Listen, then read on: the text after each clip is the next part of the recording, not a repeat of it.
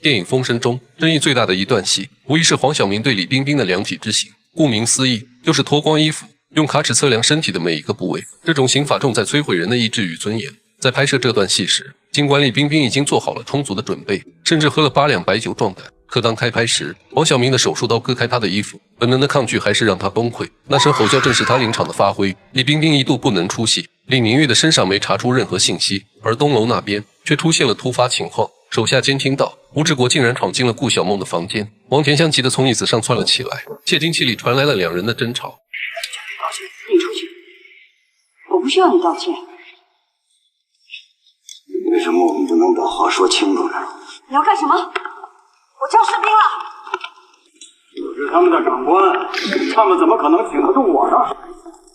你要干什么？正在激烈时，窃听器突然信号不好，没了声音。王田香让守卫去敲门，请吴大队长到会客室，自己躲在一旁观察。还没等守卫敲门，吴大队长衣衫不整的出来，守卫差点说走嘴。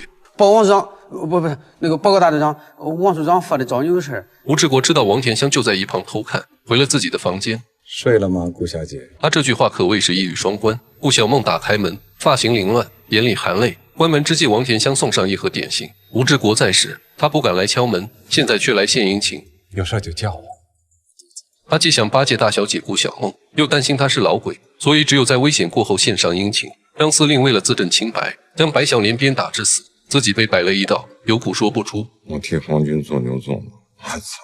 你们就这样对待自己人？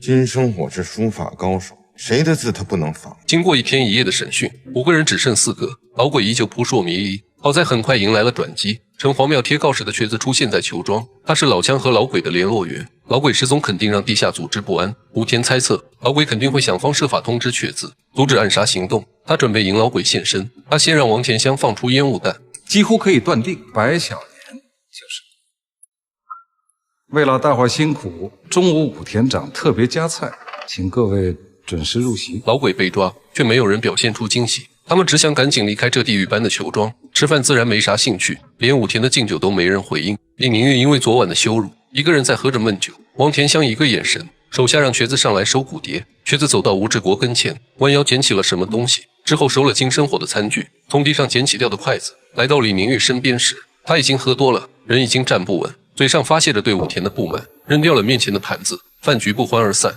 瘸子趁机离开，虽然被撒了一身菜汤，但武田并未生气，因为他已经得到了答案。